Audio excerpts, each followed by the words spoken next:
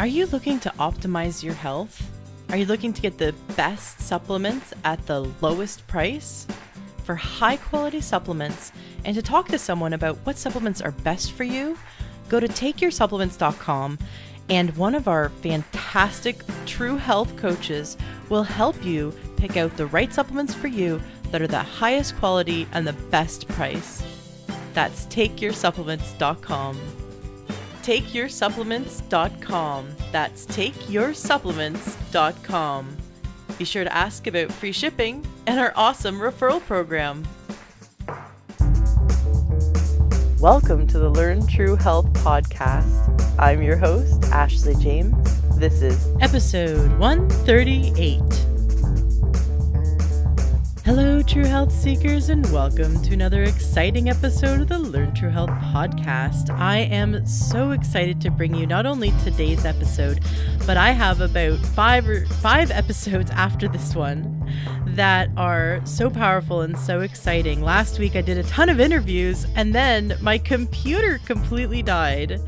And so I'm sorry for the delay in releasing episodes this last week, but I promise it is well worth the wait. I even have I'm going to be releasing soon, an episode with a TV celebrity who is phenomenal and one of my heroes in the holistic health world.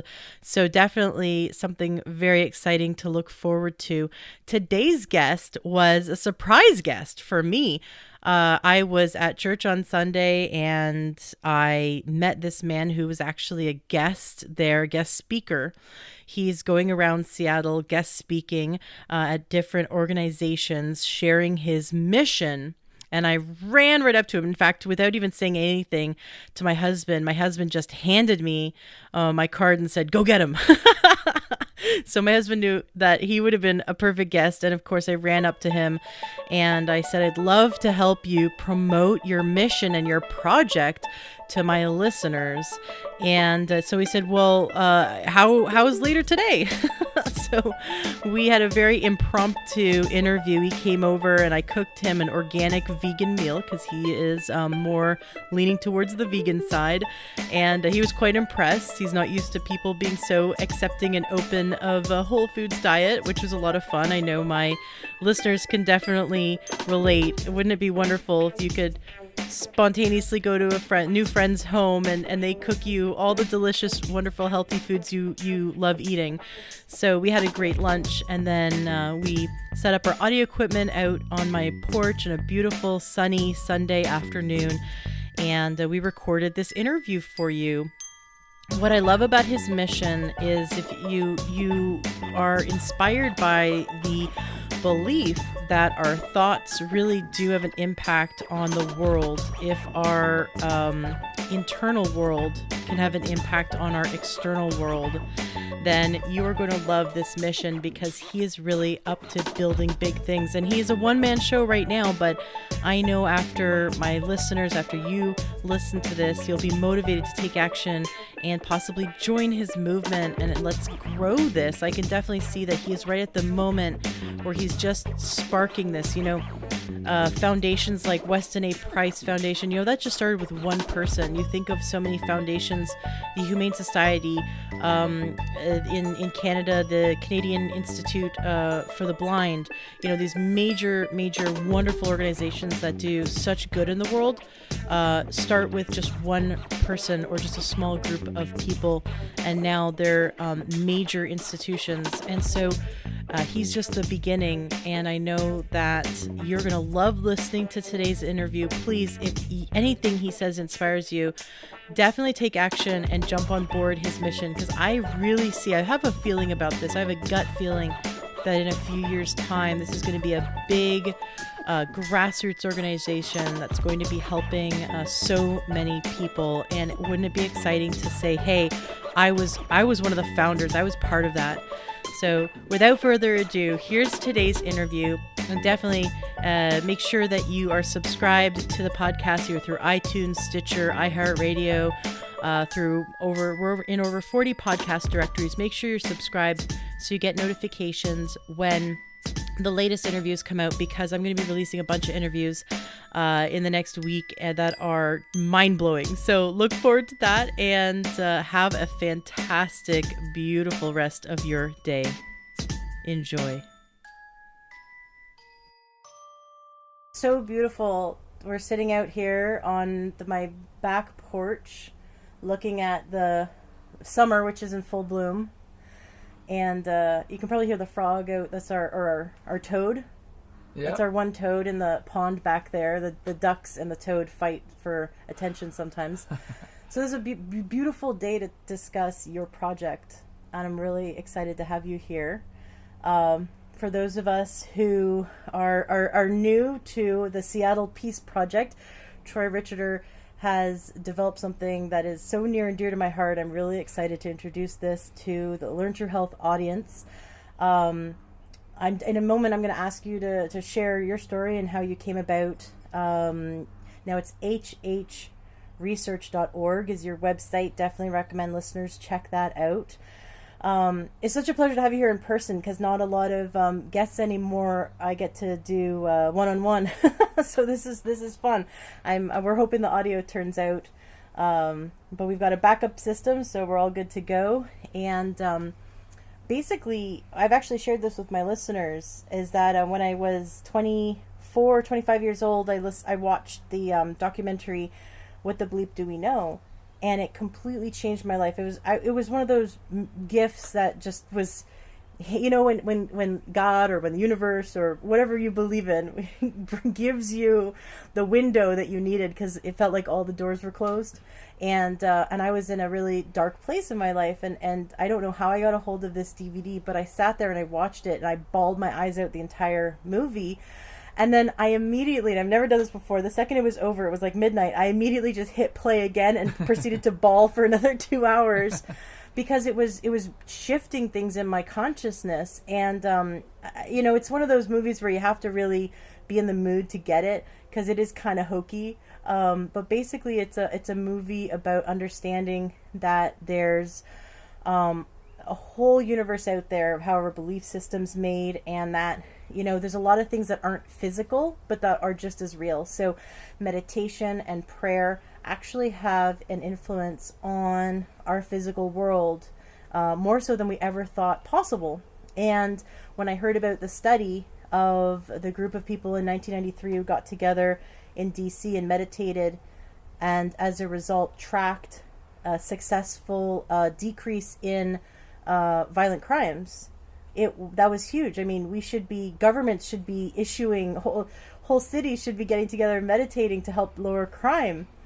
And so Troy, you have created the Seattle Peace Project out of your holistic health research organization, which is a phenomenal nonprofit, if I can properly understand that. And I'd love for you to obviously share that more about that. But this is what today's episode is about. Not only about your holistic health research, which I have been complaining on almost every show that millions and millions of dollars go to research for things that's going to profit the mainstream medical system, the allopathic medical system, and it's going to patent some kind of drug. But there's so little funding going to holistic health research. And here you show up in my life, the founder of a holistic health research organization that's looking to finally prove some wonderful things out there that are going to help a lot of people.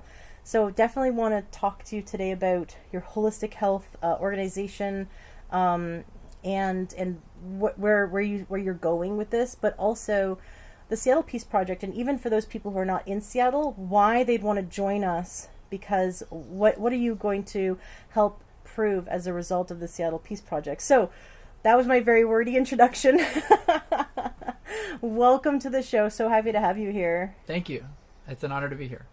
Awesome. Well, so tell us a bit about your story, I guess. Let's start by share your story and what led you to want to create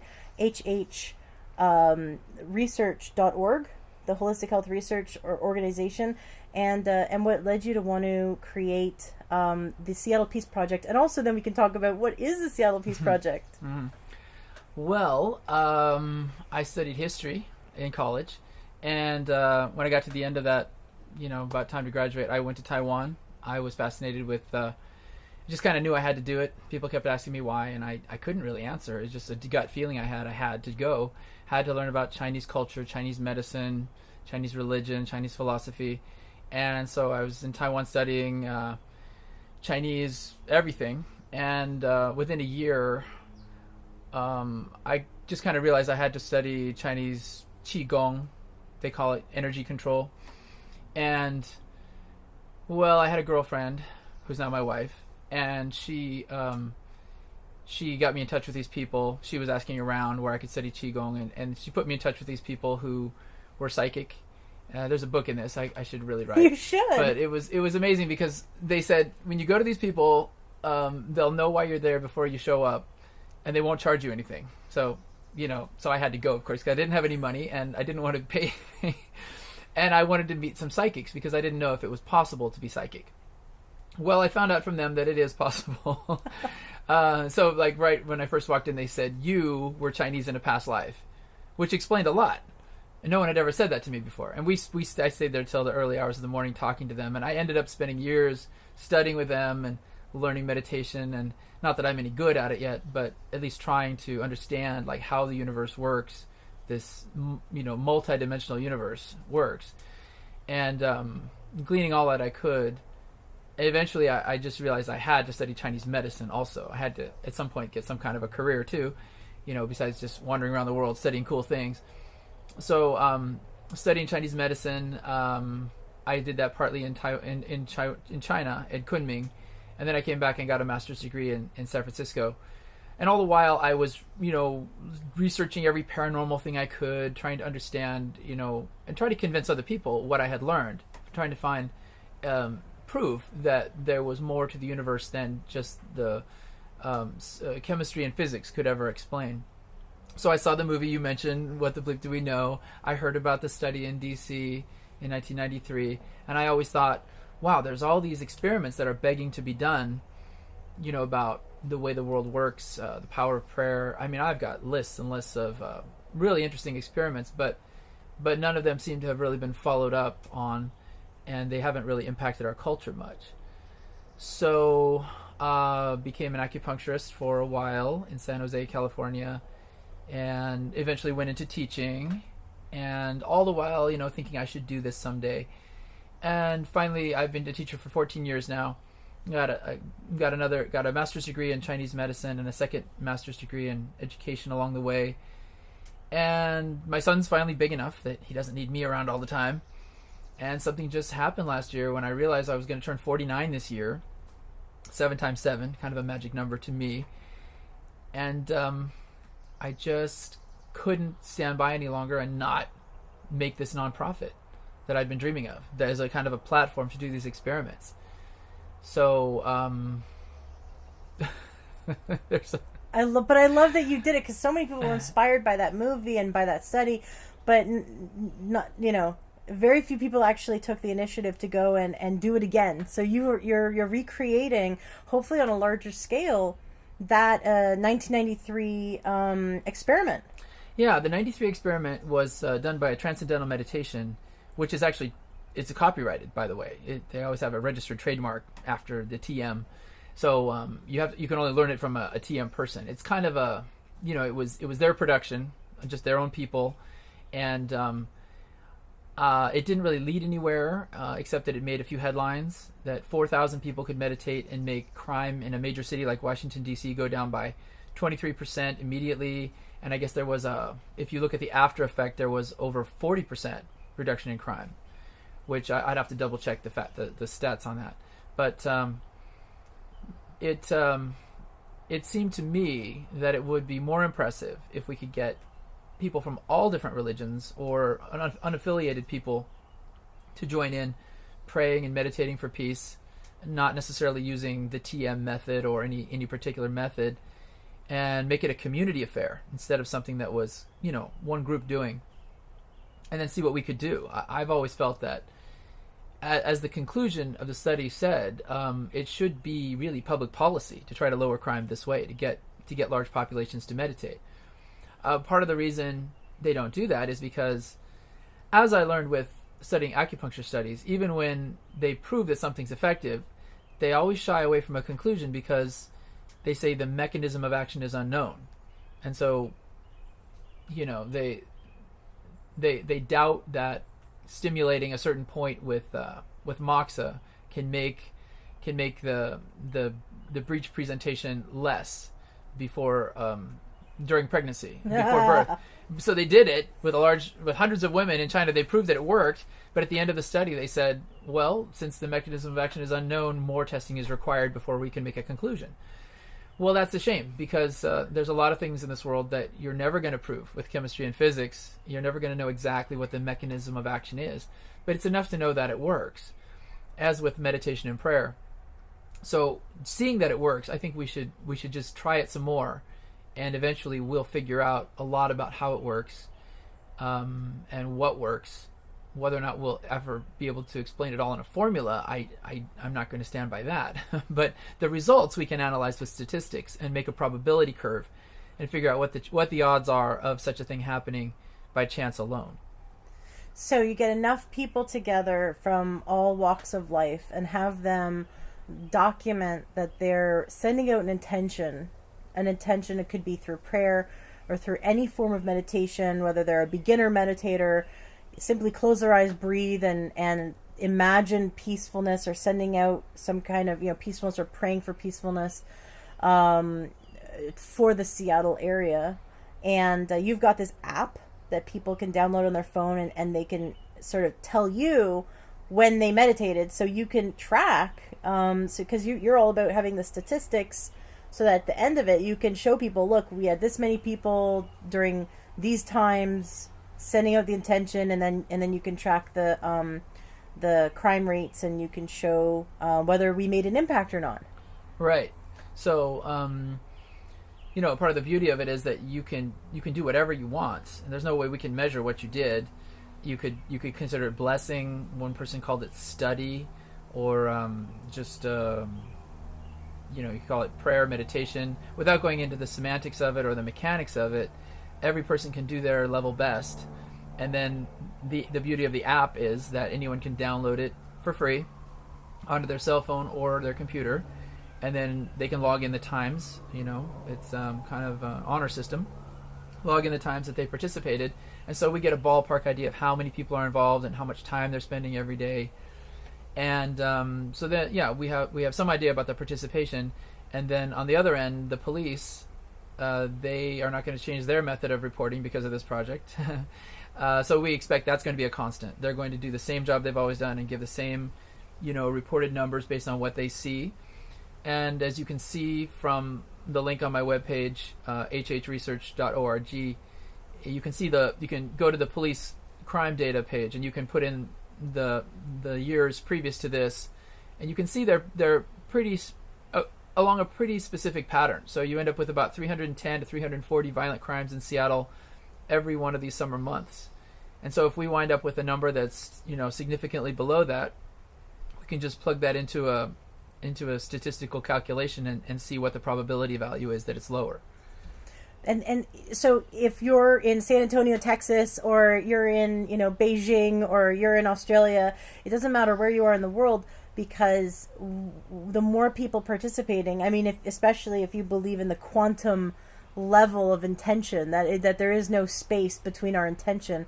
So you can be meditating wherever you are in the world, and log those times. And if you can send your intention, your prayer, your meditation for peace in Seattle, then and we can statistically show a lower crime rate, then this is something that you can begin to duplicate, and we can start to get meetup groups for other countries and other cities, and this is something that's really expandable and exciting, right? Yeah, I think all religions kind of teach, all spirituality kind of says that really time and space is an illusion, and so it really doesn't matter about the distance. If you can focus in right now for us in Seattle, since we're doing it first, if we get something proved here, that will allow you can always pray for your locality in addition to that. But if we get people participating in this experiment, then the benefit to you is that later on there will be a lot of people who will read in every city in the world about our experiment and the results, and they'll be willing to say, wow, if they could do that in Seattle, why don't we try that here? And hopefully next year we'll have dozens, if not hundreds, of similar projects all around the world, hopefully all yielding, similar positive results. Right. And I love that you've got this app. I love that you're including other people of any faith, really. Even if someone who doesn't isn't religious at all or isn't spiritual at all can just sit and close their eyes and send an intention, right? What also I love about this is I know a lot of people want to meditate, but making a daily meditation practice is kind of hard, especially when we it's so easy to put it off. And because you have this is happening from June to September, so starting now, right, till September. So now, for those who've kind of been wanting to create a meditation practice but haven't really had a something that would give them a deadline. Sometimes it's really good to have a deadline. So now here's the deadline: start now and meditate from now till September, and it could be 2 minutes, 5 minutes. And you said, I believe before I recorded, you said that you've done it up to an hour long meditation at one point. Yeah, I need to be better about that. As a teacher, I'm going to get my summer break pretty soon, and that will help out. But definitely it helps to set a certain goal for yourself for how much time you're going to spend. And just like going to the gym, you have to say you're going to do it, and you have to say what time of day you're going to do it, and be strict with yourself. Start doing it, and record when you do. And you'll start to notice, that you'll feel different. You'll start to notice, just like building up a muscle from doing exercise, you'll start to feel your heart has a kind of energy that you can radiate out at will. And you don't notice it at first. You feel almost like there's just nothing there, like this empty space. But then you start to realize, wow, it's really warm and glowing. And then you start to build up this incredible confidence in yourself. Like you feel like you can do anything. You can change anything. And that's exactly what we want, because if you believe you can't do anything, then you can't. And if you believe you can do anything, then magically, suddenly you can. And that's especially true in the spiritual realm. The ability to move mountains comes from the belief that you can move mountains in the first place. Right, and so simply by taking action is the first step. And so in terms of the people who really want to get into this, but maybe don't have any experience, what are some pointers you can give for us beginner meditators? Well, on the website there is a link at the bottom of the page, on the Seattle Peace Project page, to a page that describes a simple visualization technique you can use, and it's for people who, I'm trying to make it totally non-denominational, so I'm not mentioning any particular deity or mantra or anything like that. It's basically just, I could access it if we have a little bit of time, but basically the idea is that there's a light over your head. You imagine the light coming down to your heart and spreading out, radiating love to all others. And the way I do it usually is kind of like that, but then I actually use my hands and I imagine like this big energy orb coming out from my heart until I keep imagining that I feel it until you really do feel it. And then take the city of Seattle, imagine that you're looking at it in front of you, like you're on a hill looking down at it, and bring it into yourself until you're bigger and it's smaller, so that it fits inside of the space of your heart, or the space of the energy that you project. And just try to make it as realistic as possible. Look at the Space Needle and all the different buildings that are there. Think of each district and all the people who live there, and just bless them all. Just try to send a loving energy wave to them, build up a power field around them, so that nobody there would even consider hurting another person there. And just make it so. Swear that it's going to be that way. And then you I take that almost like a model city that I have, and I imagine that I'm looking through a window or a glass projecting out into the real city. So it's not just an imaginary thing, it's that it's really there. And imagine that your candle that you're holding up is a searchlight, so powerful that it can illuminate the whole city, every part of it, and even greater Seattle as well, because a lot of people who live in the surrounding areas are participating. And just have absolute confidence that this is going to work.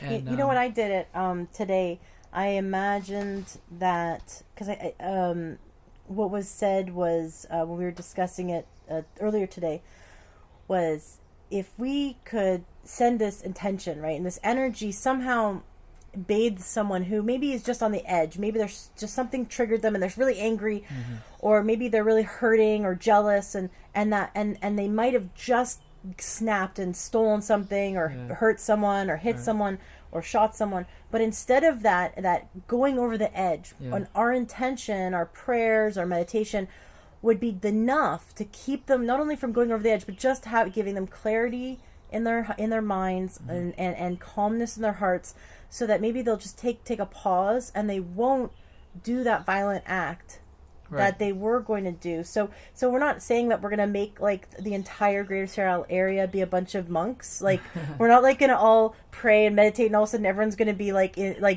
vibrating to a higher plane of existence. Yeah. But simply like we're all still going to be human, but enough of us get together and send this intention. Maybe it'll be just enough to take the edge off, so that 20% or 40% or more people, instead of making that violent act, that sudden, that anger, that they snap, maybe it'll just be enough to sedate them, to have them second guess themselves, and start to think about the consequences, and maybe choose a different path. So when I was doing the meditation, I was imagining people in traffic, cutting people off, and like getting really angry, and then instead of pulling out the gun to shoot someone or hit someone or yell out their car, instead they for that one split moment got into each other's shoes and went, oh, you know what, I've done that. I know he didn't mean to cut me off. Yeah. I've done that before. He's probably in a rush and probably didn't see me, or so maybe we just send that intention out, that they can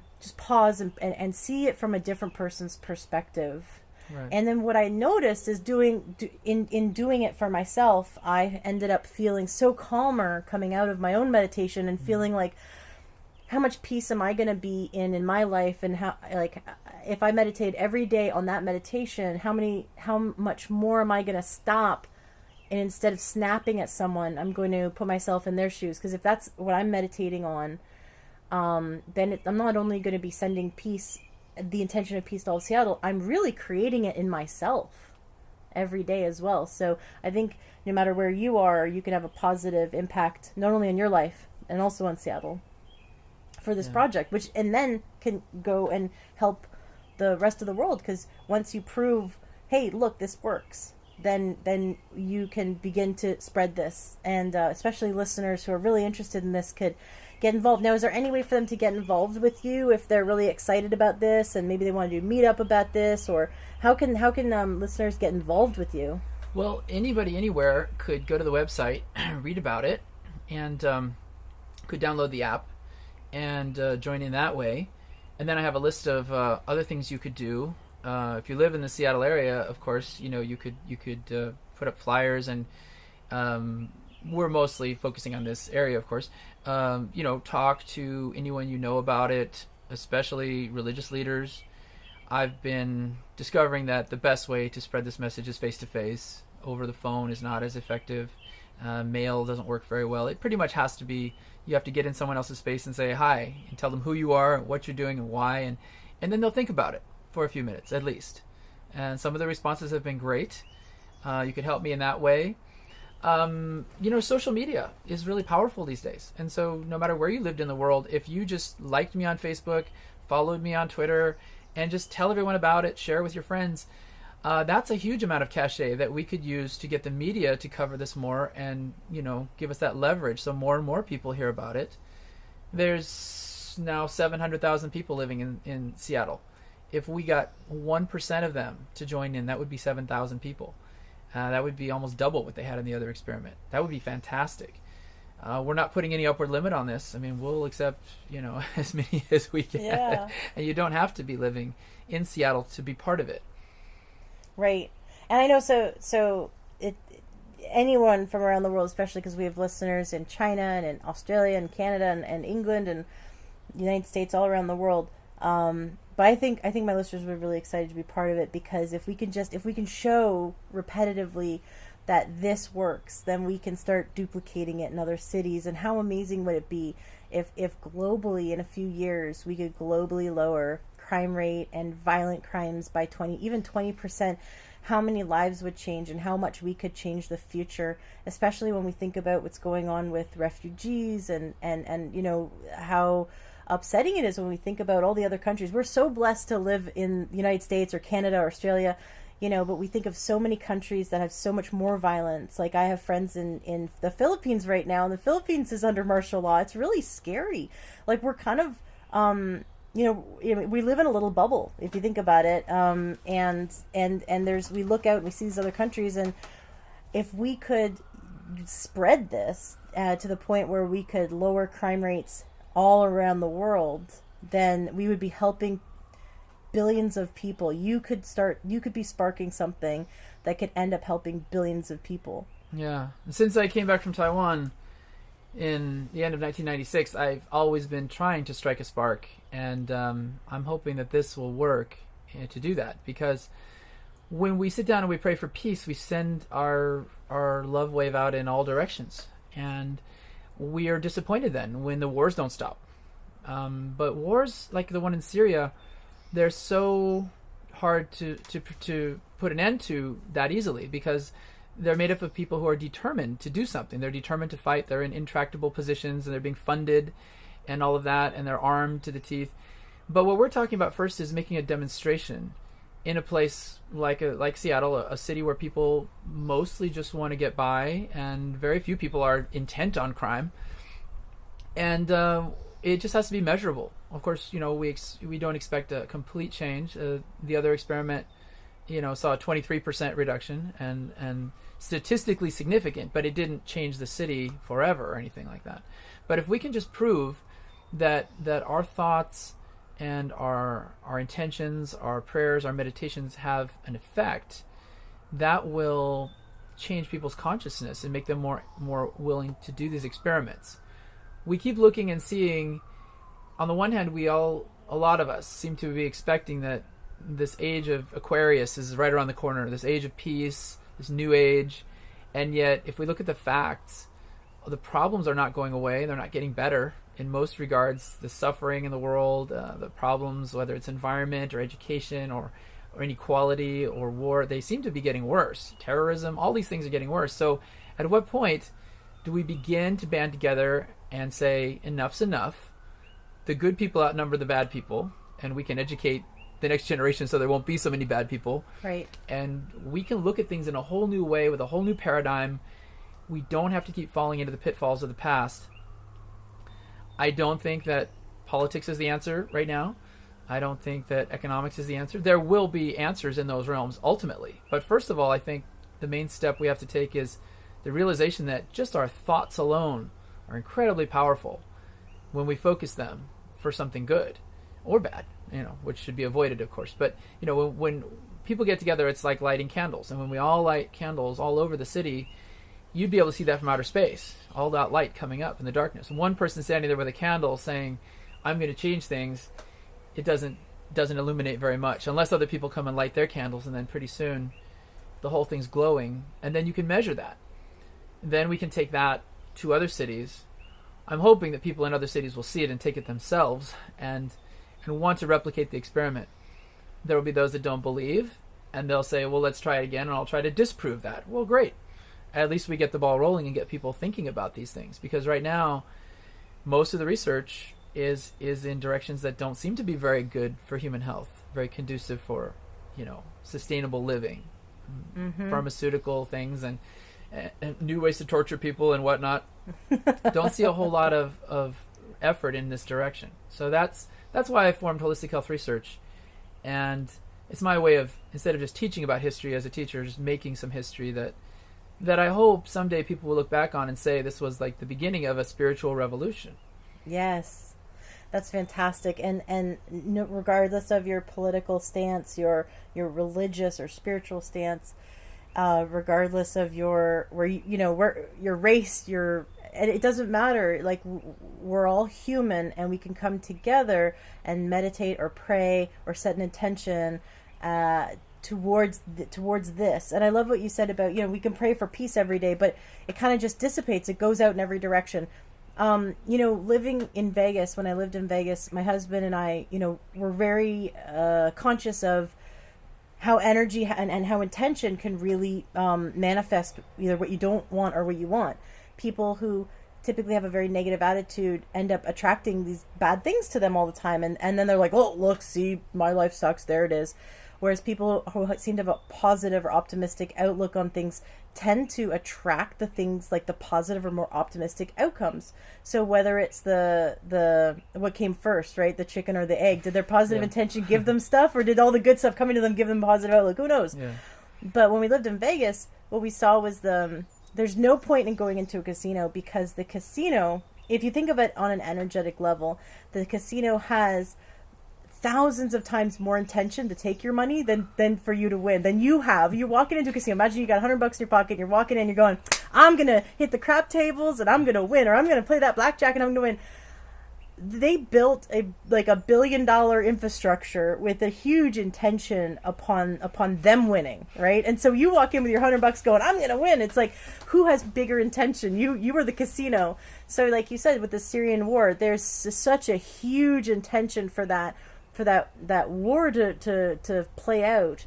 And yet if we want as individuals to stop something, we need to band together. And instead of inciting violence, which violence against violence is not going to solve anything, now you're like, okay, let's bring our intention towards a common goal. And so first common goal is doing the Seattle Peace Project. And then after that, once we've proven something, then we can start setting our intentions and getting a larger and larger community together to start getting this going in bigger areas. I'm really excited about it. Now, you've got another part of your website, which I definitely want to talk about, and it's totally different, right? But I know my audience is actually really, really into it. So I've had on the show experts on detox before. I've had on the show experts about glyphosate and different pollutants in the body. And so I think my listeners are really well informed around why, GMO and pesticides and herbicides are really bad for us, and why it's really healthy to detox. But we don't really know the best ways to detox, or the best ways necessarily, the best way to get rid of glyphosate once it's in our body. Now you've got this experiment you're doing, and I'd love for you to share with our listeners. This is another thing that holistichealthresearch.org is putting together. Another long story. Longer. Well, it was back when I was in Taiwan, and I met the group, which is kind of defunct now. But the first thing they told me to do is, they said, before you come visit us, you have to fast for a few days. And I had read about fasting before, but I had never done it. So I tried it. The first time I did it, I really thought I was going to die. And I panicked, and I ate a bunch of grapes, and that was how I broke the fast. I don't remember how long I made it, a couple of days. But that's how most people feel about not eating, is that they start to panic. They feel, you really think you are going to die. And so that happened to me. But I got over it, and I talked with a lot of people about it. And so anyway, through the 90s, it was 93 when I did that first. I fasted for longer and longer periods, 3 days, 5 days, 7, 10, 2 weeks. And then I didn't fast again from, 1996 until 2007. So in 2006, in the meantime, I had studied Chinese medicine, so I learned a lot more about scientific method and, physiology and, toxins, of course. So it was in 2006, there was an article in the October edition of National Geographic. It was called, what was the title? The What's Inside Us, I think, something like that. And anyway, they took someone's blood and they tested him for over 300 different kinds of toxins. The tests cost somewhere between $15,000 and $20,000. And these toxins are like man-made chemicals? Not all. They tested for heavy metals, and I think almost everything besides the heavy metals was I'd have to see again, but mostly synthetic. Yeah, mostly synthetic toxins and heavy metals. So it really intrigued me, and they get to the end of the article, and there were other articles like this in the Oakland Tribune and some other places, And every time they get to the end of it, they say, "What can you do about it?" And essentially nothing. They have no way to detox. There was a book, Detoxify or Die, which was pretty good. I read that. And her main way to detox was saunas, sweat it out. But there was some research by Canadians in the last few years. It does work very well for some things, but for synthetic toxins, there's really no evidence that sweating is going to do very much. So again, we're stuck with, what can we do? Well, I've always felt that the obvious answer is fasting. And so I fasted for 15, let's see, how long? Was it 15 days? No, 20 days. I upped it to 20 days. In 2007, I fasted for 20 days. And I tried to do it before and after blood test. And I tried to do it on the cheap. And it didn't really work out because the sensitivity of the test wasn't great enough to prove that there had been a decrease. So I didn't really prove anything. But I kept wanting to do it. And so finally, I just got the money together. And I did another fast of 21 days 2 years ago in 2015 over the summer. And this blood test costs how much? Well, it's a lot. It depends on how it's done. I did it the worst, most expensive way you could do it last time. Because I was trying to just do one before and one after. I just wanted to prove within 6 months that the blood toxicity levels would drop way down. And it wasn't that simple. So what happened was I could only afford a test for PCBs, and it's called 4,4-DDE, which is the primary breakdown particle of DDT that gets in your blood. Those are two of the main things that are in us. I would have loved to have tested for PBDEs or glyphosate or something else, but it's just too much money. And so what happened after the first... You can see the results on my webpage, on the detox experiment page. The lipid blood levels of the DDT went down by about 12% after the first 6 months. And the blood lipid levels of PCBs actually went up. And that's because when you fast, what happens is these synthetic toxins are very lipophilic. Yeah. They stick in the fats. Yeah. And so your body's, it's all the vacuoles, the fat cells mostly vacuole. It's pumping out all those toxins, getting rid of it into the system. And for whatever reason, because of the enzymes and the receptors, the PCBs just took a lot longer to either go back inside of the cells or be ejected from the body. And so they were still elevated. So I really didn't prove very much. And then I did another round. The first two tests, that was a baseline and the 6-month test. Then I made another contract to do another pair of tests. And so each time by doing 2 pairs like this, I had to pay for more technician time and a quality control. They call it a test blank along with each one. So it expanded the cost. I didn't think about that beforehand. But anyway, overall, a year and a half, about 20 months, I think, between May 2015, where I did the pre-fasting blood test, until January of this year, 2017. The final result was that the DDT levels went down by a little over 20%, and the PCBs by about 15%. So, taking the lessons that I've learned, the mistakes that I've made, I'm planning to repeat this. I'm going to do it again this summer. Actually, starting a week from today, I will be on day 3 of my fast. So I'm going to fast again for at least 22 days. We'll see how far I can make it. I don't want to go more than 30, somewhere in there. And it's at 6 months intervals. We will do blood drawings.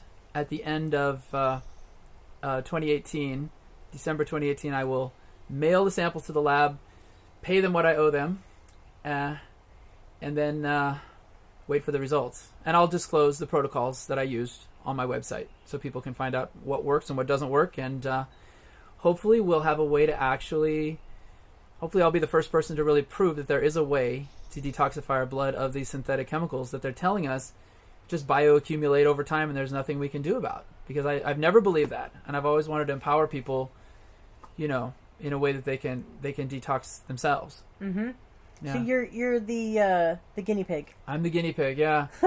I was interviewed back in 2007. It's like one of the few things you can find with my name on the internet.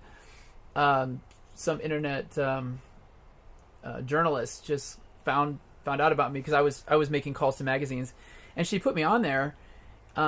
She did a phone interview with me, and then she put my words on her website, and she did a hatchet job, I felt. And she put on these experts who basically said fasting doesn't work and you're going to hurt yourself. There's this big pulse of chemicals that comes from the fat into the body. It's going to kill you.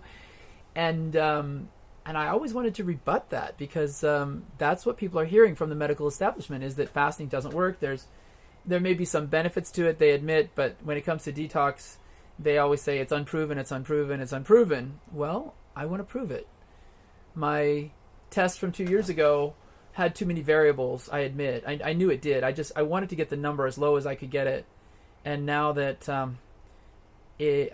looking back on it, I don't really regret having all those variables because now I've learned which variables, what to do. So I'm going to do it again, very simplified, very streamlined, so it'll pretty much be obvious that the fasting has an effect. Cool. Yeah. People are afraid of fasting. They're really scared of it. It's a scary thing because you really do feel like you will die the first time you do it. And everyone's had that experience where they miss breakfast, they miss lunch. Around dinner time, they get all jittery and they think that that's what it's like. Right. Fasting is not like that the whole time. There is a wall that you hit. And sorry for those of you who've never fasted, but the longer in life you wait to fast, the harder that wall's going to be to get through. But you can do it gradually. You could try short fasts and maybe, partial fasts or intermittent fasting to get through that wall a little better maybe. But to have the real switch over where your body goes from using the food that you've just digested to run on to using stored fats, it's a tough process. And you will have a bunch of toxins be pumped out into your body. You will have headaches really bad, and you will feel like you just kind of want to curl up in a corner. You'll feel like you want to eat something, of course, but you'll feel like you really are not going to live through the day. And it happens every time. It's usually on the second day. If you eat a lot right before you go into a fast, it might be the third day, third day. But you're going to hit that wall. But it doesn't last. You get through that. And then after that, it's not easy, but it's not that awful. You don't have that feeling every day like you're going to die. And to be frank, there are a lot of moments of pure euphoria. Mm-hmm. Pure euphoria. Where I've heard that before. Yeah, you feel like, I feel amazing. I don't feel like I have any connection with food anymore. I feel like my body's made of glass and I can just fly around if I feel like it. You feel almost like Peter Pan. There's some great moments. You have to be careful. I mean, I would never recommend like weightlifting or hiking up a hill or biking up any kind of incline when you're fasting because you just don't have that kind of strength. But if you're careful, get enough. You have to read up on it, of course, before you actually do it, and make sure that you know what you're doing. You're drinking lots of purified water. A lot of water. Potentially taking some electrolytes. Yeah, electrolytes are very important. Otherwise, your muscles are going to cramp, and if you go for a longer period, you could have problems with your heart. So you have to be careful about that. And yeah, of course, check with your doctor. Make sure you do it safely. It's really good to talk to other people who've done it and have other people around you. It's good if you have a group of people doing it with you at the same time, so you get some support because. Yeah. It's not the same to have someone sitting there saying, yeah, I did it. I've done it, but I'm not doing it now.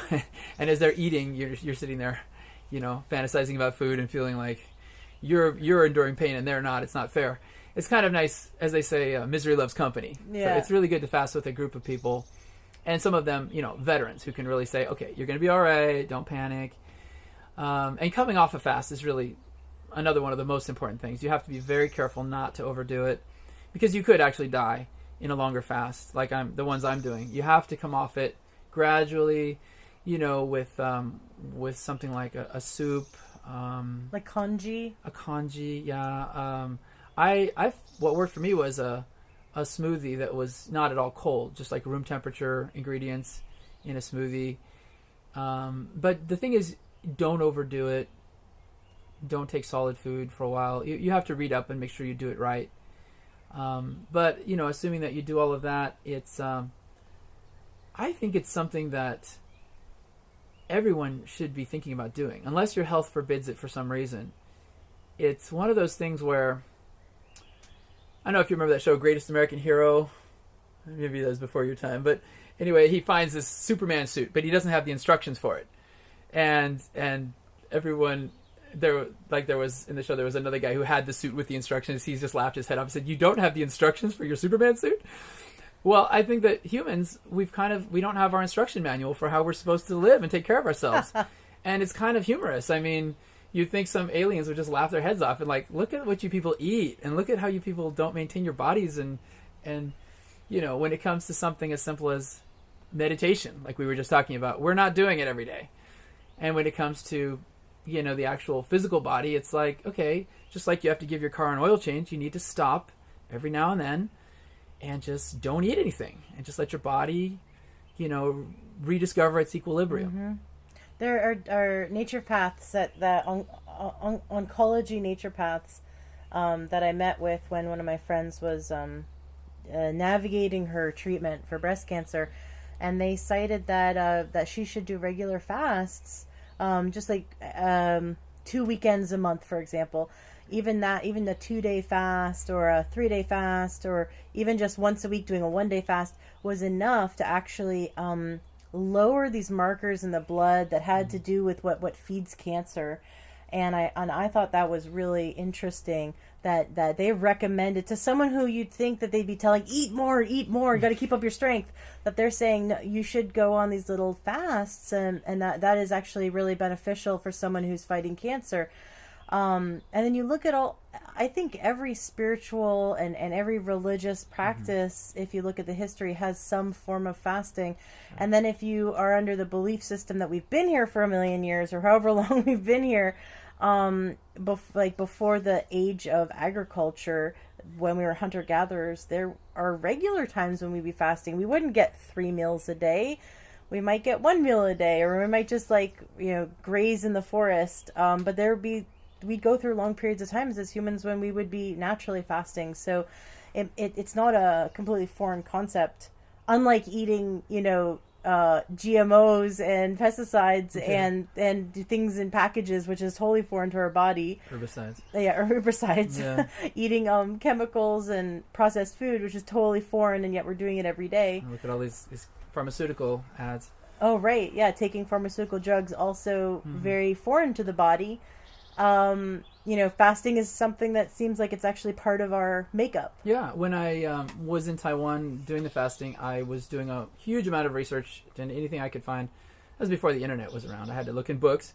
But I found basically that every culture in the world pretty much had some type of fasting as a health practice or a spiritual practice or both. It was the main part of pretty much every herbal medicine system. Just if you're sick, well, stop eating. What are you eating for? Everyone knows that.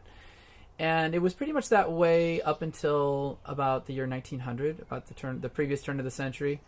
And then allopathic medicine kind of seemed to have taken over, and the medical schools were teaching people that, there are these procedures and these things we can take, and to make you healthy, things we can do. But they didn't emphasize the fact that your body has the power in itself to make itself healthy, which, even in Western tradition had been huge.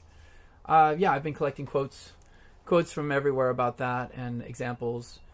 And now there are a few maverick. I mean, there have been all through the 1900s. There have been people who did prescribe fasting in America and England, the hygienic movement, and a lot of them. And I've been looking all that up. When it comes to detox, though, they're still dragging their feet, saying that there's no proof, and there's really no proof because they haven't done the research. And again, where's the money to do the research? Well, where's the interest, I guess? The interest is mostly the drug companies are interested in finding that their drug works, having someone prove that their drug works so that they can sell that. When, there's so much evidence that fasting can cure not necessarily cure, but can improve most any condition, whether it's psychological whether it's any organ in your body not working right, it can pretty much give you a tune-up all over. I mean, because what's happening is every single cell, every living cell in your body is getting rid of what it doesn't need, and it's going into survival mode and saying we need to get things as efficient, maximize efficiency, get rid of all the waste, take all the stuff that can be burned and send it out there to burn it. And your enzymes are no longer all being manufactured to promote digestion, but enzymes are going all around the body to clean, to repair, and just tune up everything. So all those precancerous cells are being nibbled up and excreted. Everything. It's just like with a building. Close down for maintenance. Flush out the pipes.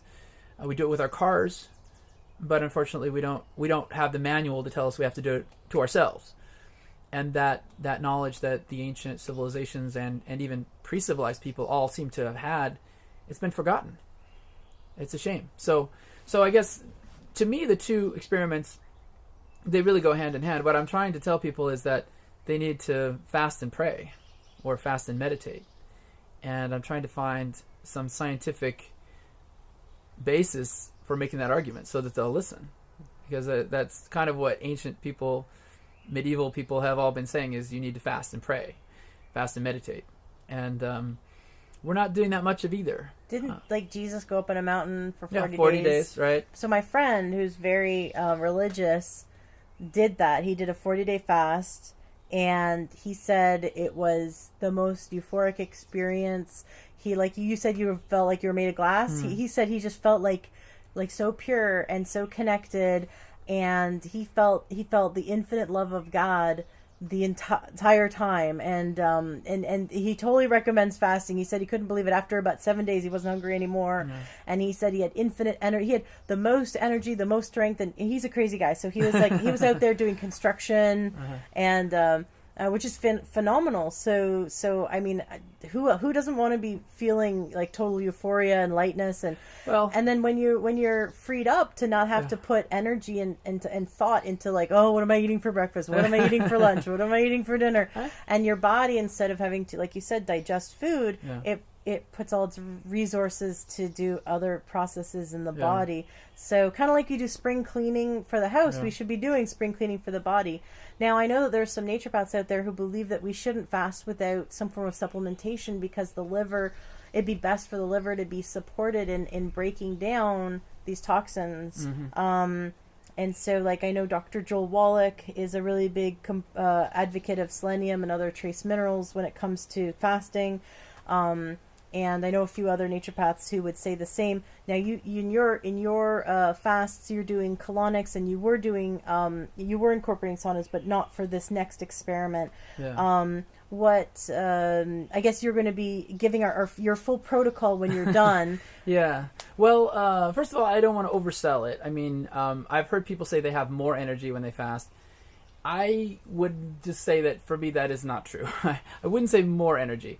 Euphoria, sometimes yes, but there's days when you feel pretty lousy also.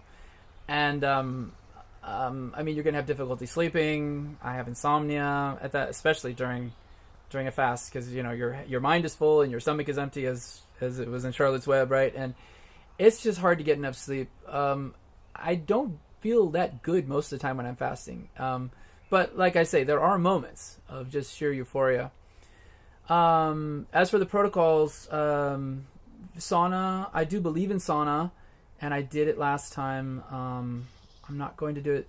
Well, I realized about halfway through the fast I had to kind of stop. It was weakening me quite a bit. You really have to watch out, because you're losing a lot of electrolytes through your sweat, so you have to keep replenishing that. For my previous experiment, I had many protocols in place. I was just doing everything I could think of reasonably to try to get those numbers down, and then I wanted to get some attention so that I could maybe get some financial support, and then go back and do more experiments. And what I'm doing this time is I'm streamlining the whole thing, trying to keep it very simple. So I'm not taking all those supplements for my liver this time. I'm going to take... I think fasting without doing colonics is dangerous, because I found that after my 15-day fast, the first time you start to have bowel movements again, there was blood. And so there's irritation of the liver, of the large intestine, if the stool's not moving. So I think colonics are really important. Mm-hmm. I wouldn't do it without that. And then besides that, a vitamin and some electrolytes. I haven't decided exactly how much yet, but I'm going to try to keep it as simple as I can. And yeah, like I say, I will whenever I get the results back, I'll have 8 measurements. It'll be probably early 2019. There's another year to go on this, but and I'm not ruling out another fast for next summer. I'll see how I feel, but for this summer, it's going to be I've set as a minimum of 22 days, and then like I say, keep it simple. Yep. So hopefully, so that I can prove that it's the fasting that's doing it, not the sauna and not the supplements and not all these other fancy things that I added on because I thought they might work. Right. And then hopefully holistic health research can get enough support that we can go back and, I can't do all these experiments myself, but if we had enough money, I mean, the lab tests are the expensive thing. Right.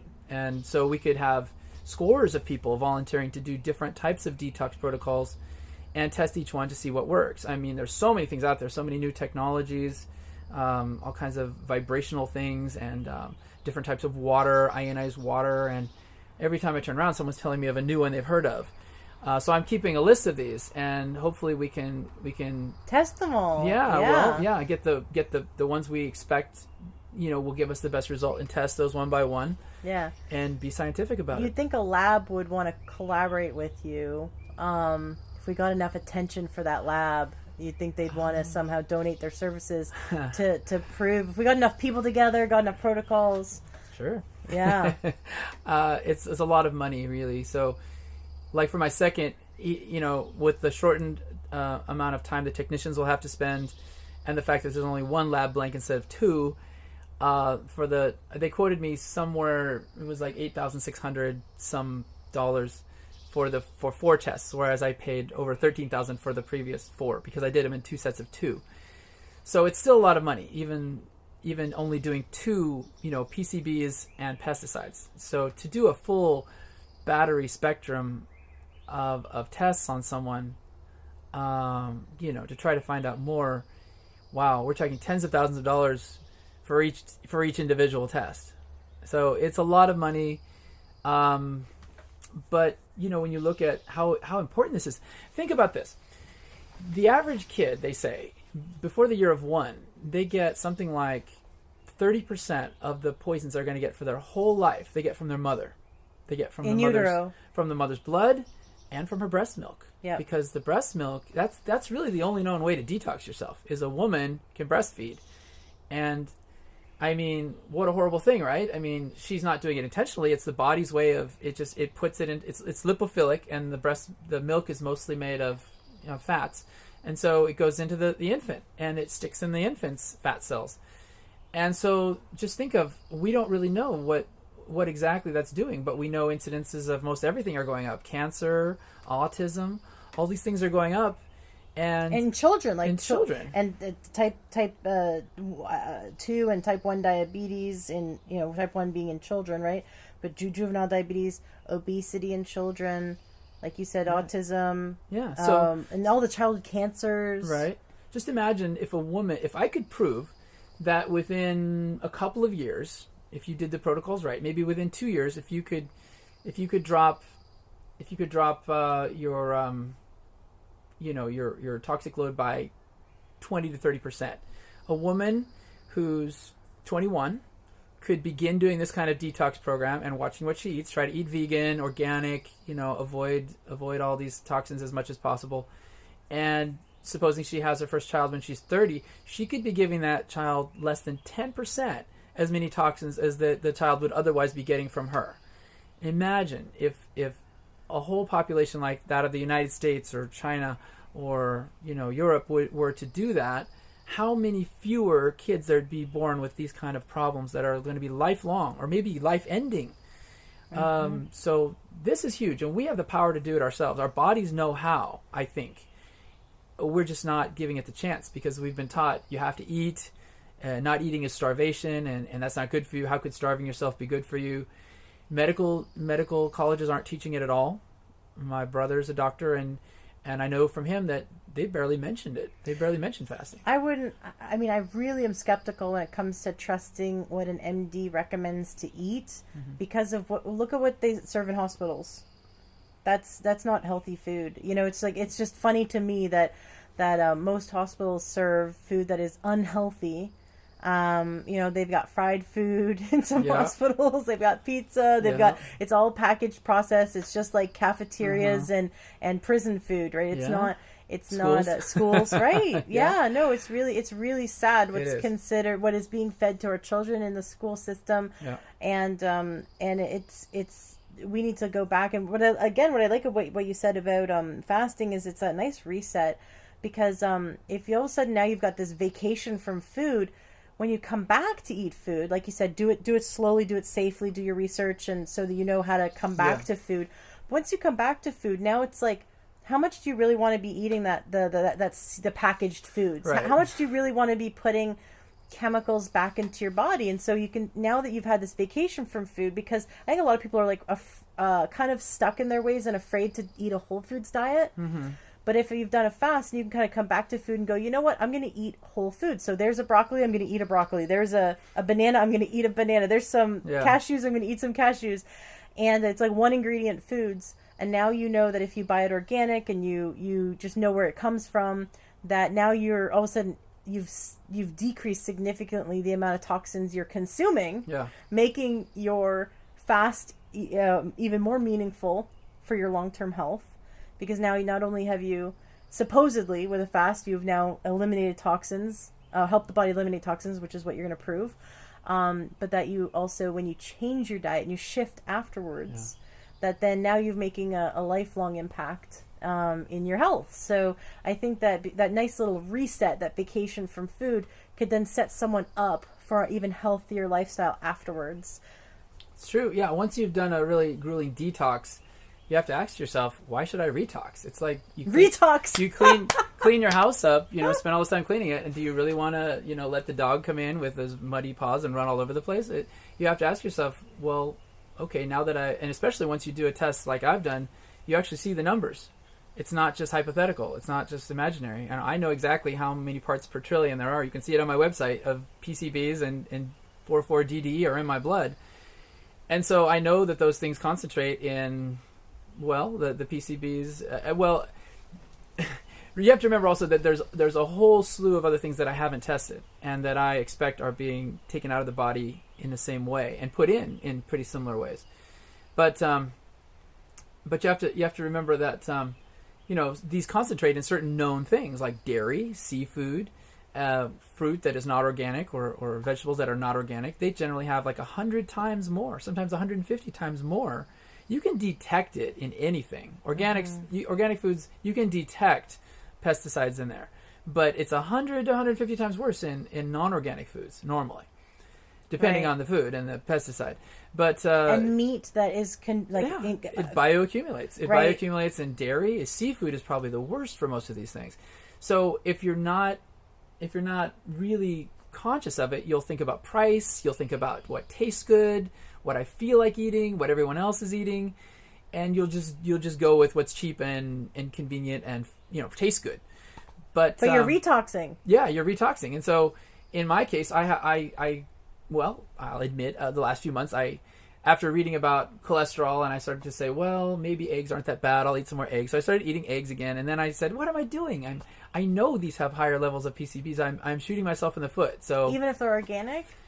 Well, yeah. Take a look at some of the recent research. Some, depending on where the free-range chickens were, they could have quite a bit more PCBs than the factory-raised chickens. So yeah, I sometimes I've found that it's really easy, even when you're doing projects like this, to kind of delude yourself. It's like when you finish a fast, you think you haven't eaten too much, and you just keep eating, and then all of a sudden you start to go, wow, I really overdid that. It's hard you don't know where to stop. And similarly, going long periods of time, you kind of get burned out on being so strict with yourself, and you start to say, I'm going to eat this again. But then you remember the numbers, and that I have a larger goal in mind to prove that the detox is possible. So I'm going to try to stick with the vegan diet as much as I can, although every now and then I do have a little bit of dairy or eggs.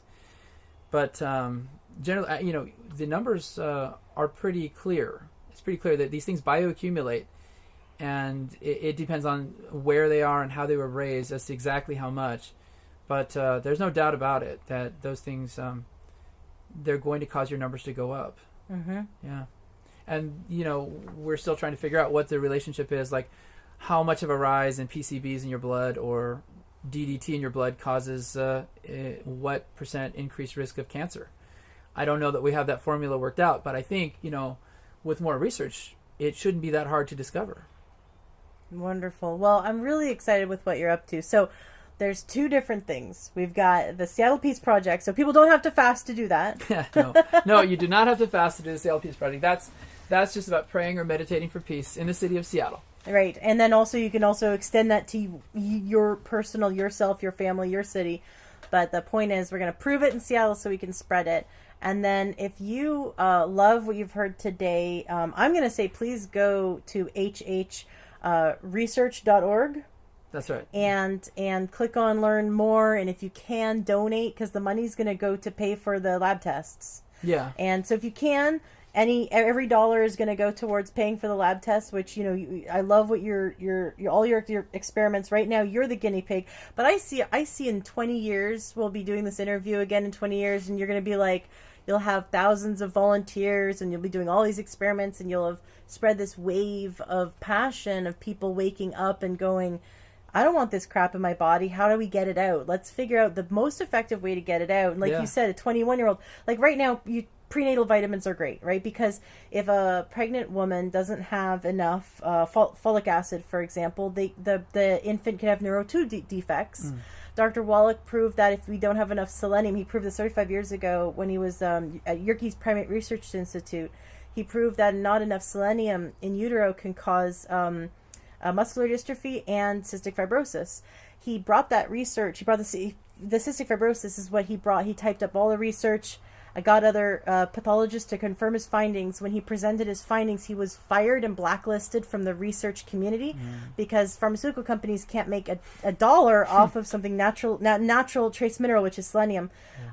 He's finally now been recognized for his research, but do you see it all over the front news? Hey, we can completely eliminate cystic fibrosis if we give women selenium before pregnancy, right? You don't see that. It's not being it's not out there. So lots of nutrition that a mom needs before she becomes a mom, before she becomes pregnant, to make sure that her child isn't born with these issues. And now we need to take one step further. Besides thinking of a prenatal vitamin, we need to think about what's our toxic load before we get pregnant. Right. And that's such an important thing to understand, because 30 years ago, there's over 30,000 new man-made chemicals that we're being exposed to that we weren't exposed to when we were children. And so we walk around going, well, why can't it be like how I grew up? Why can't I just eat how I ate when I was a kid? Why can't we just go into the grocery store and just eat whatever? And it's because the food in your grocery store contains up to 30,000 chemicals that weren't in existence back then, right? So we need to turn on our critical thinking, and I'm so glad that you're doing this. I hope that my listeners can get behind you and support this project so it can grow. So thank you for putting your body on the line to help prove or disprove some theories so that we can begin to formulate what the best way is to get rid of the PCBs and get rid of all the toxins that are accumulating in our body. And also, separate project, the Seattle Peace Project, thank you so much for all the work you're doing. And thank you for taking a time out on your Sunday to come sit on my back porch no problem. And talk to my listeners about this. I'd love for you to close out today's interview, to share your thoughts with the listeners and what they can do to, something on your website you want them to see, or what kind of actions they can take, and also tell us about this app that we should be downloading on our phones for those who want to participate in the Seattle Peace Project. Okay. Well, thank you so much again for having me. And, as far as the detox thing goes, as we said, there is a page where you could donate, and it is, it's tax deductible. It is a charity now, Holistic Health Research. The Seattle Peace Project, that's totally a volunteer No fasting required, no money required, no money taken either for that. That's all volunteer. So it's just about people who want to meditate or pray for peace. And the app is downloadable from the Seattle Peace Project page on hhresearch.org. It's free and it's pretty simple. You just make a username and password, and then you can log in anytime, anywhere from your phone or your computer.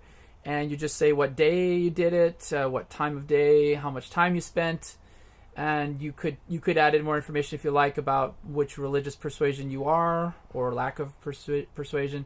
And if you want to, you could add some more details about yourself, but that's not necessary. And then we can track that on the back end. We can see how many people ballpark are involved, how much time they're spending. If you can't get the app, you can always just focus on Seattle, and we'll take anything there. You could, if you can't get it right now, what you can do is write it down and then enter the data later. I've done that a couple times. And as far as helping out, besides participation, please tell people about it, because this world we live in, for better or for worse, so much of it runs on social media, that if you just like me on Facebook and like me on Twitter, we're going to make a YouTube page pretty soon. I hope to kind of document the fasting procedure so that people who are terrified to death of fasting can see that it's not the end of the world, and you can, I'll be functioning right up till the end. I'll be walking around doing stuff. There's probably going to be days where I'll be sitting down, not feeling so good, but you'll see what it's like. So tune in, tell your friends about it. We're trying to get more media exposure, so anything you can do to spread the word in person to person or online would be so much appreciated. I can hardly say. Awesome. Yeah, and please share this interview, especially with your friends who think it's really cool that 4,000 people got together and meditated in D.C. back in 1993 and statistically lowered the crime rate in D.C., and that we're going to be replicating this. So if you have any friends who know that they would think that is super cool, share this interview with them and help them to become part of the Seattle Peace Project. What is it going to be called when it's global? The Global Peace Project? Or well, they've been calling the peace thing the Maharishi effect for lowering crime, but I think we're going to call it the Seattle effect, because this is the first time we're going to have people from all different persuasions join together as a big, multiracial, multi-denominational community to lower crime. So we'll call it the Seattle effect, and we'll see what happens after that. I mean, I'm going to leave my stuff available as a platform. They can have the app. People who in other cities who might want to do this, they can use that for free. They could. I'm going to make a statistical calculator to calculate the probability. People can use that.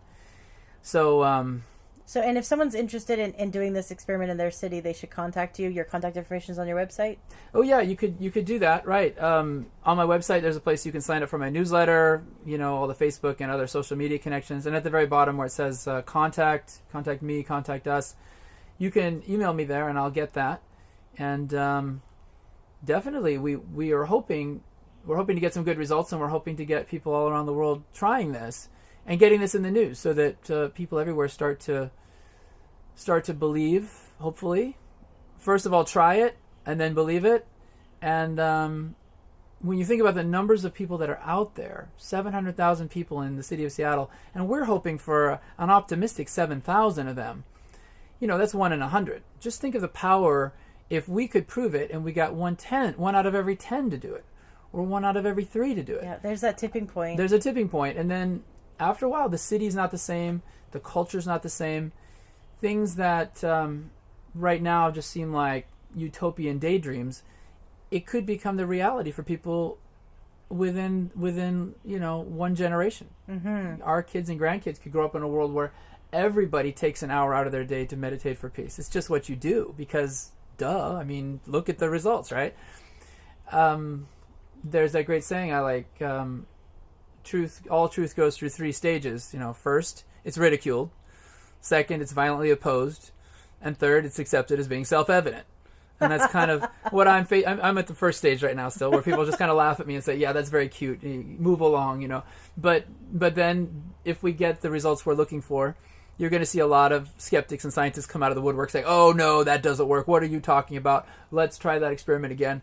And then enough experimentation will go by, and it'll be like acupuncture. They still can't explain it, but they know it works. And so they're kind of stuck in this intellectual quandary where they go, okay, legalize it. I guess it works. We can't explain it. Let's just sweep it under the rug and not talk about it.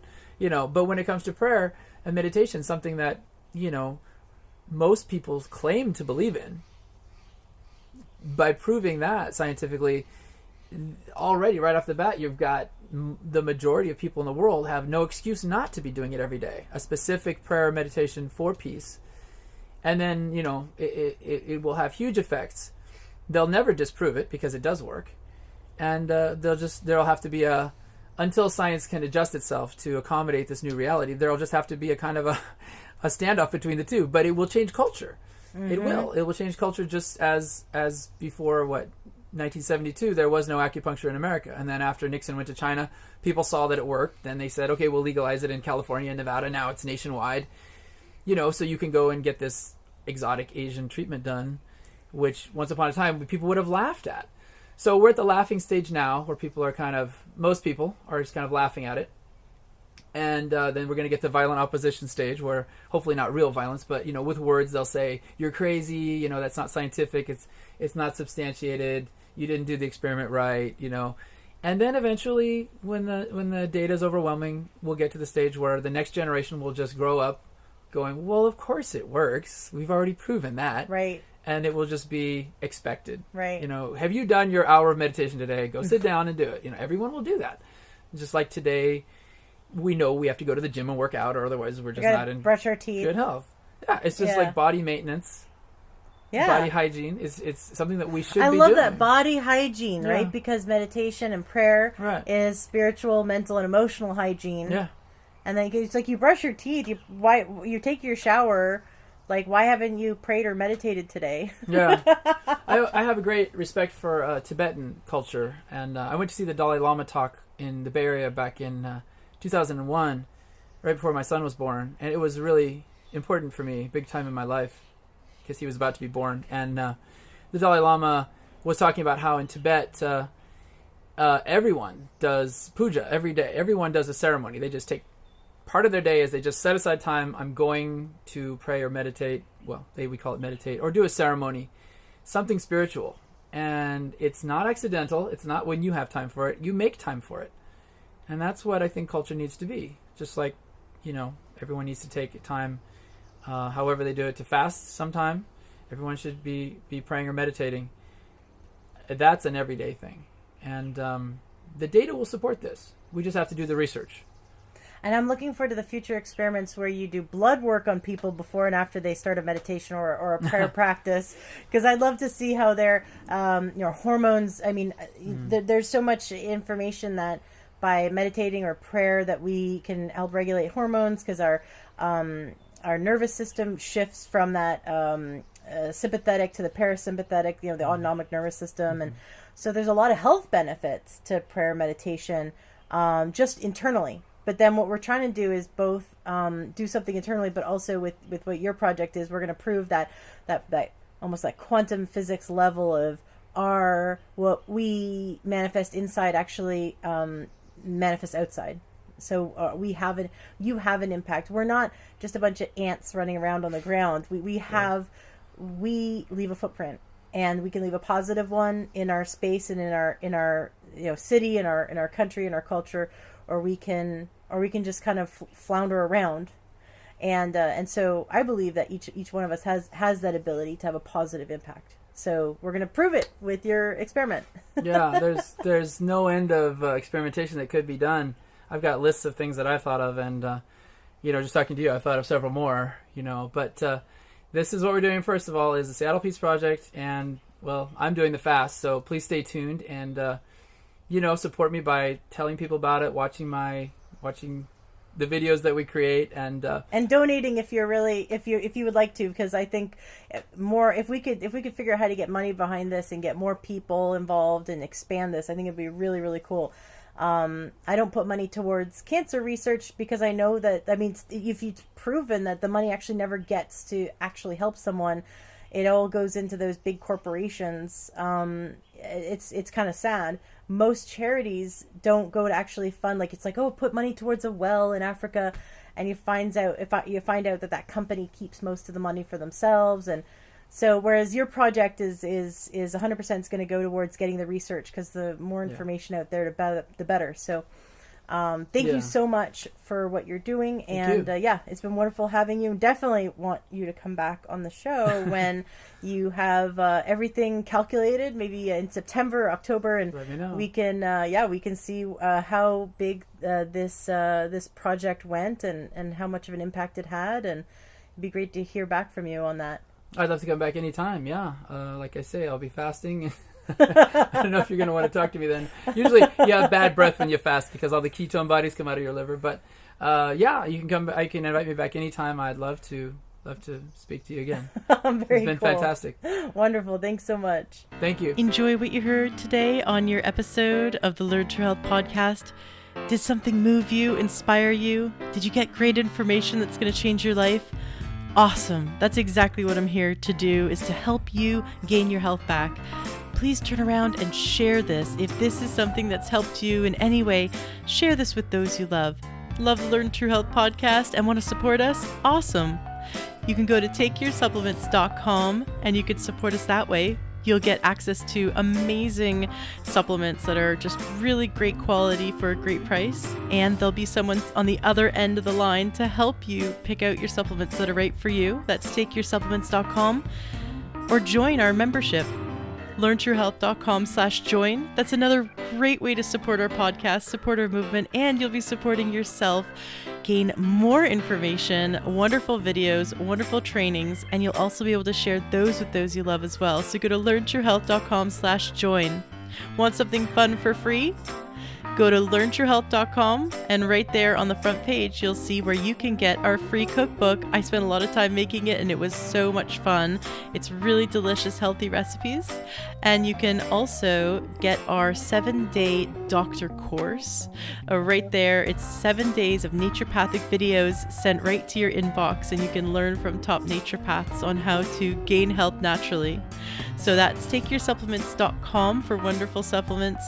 learntruehealth.com/join to join our awesome membership, which is only open for a limited time. You can get our free healthy cookbook, and you can also get for free 7 days of wonderful naturopathic videos sent to you. Just go to learntruehealth.com and you'll see it right there on the front page. Thank you so much for being a listener, and thank you for sharing and helping others. Let's spread this information and turn this ripple into a tidal wave.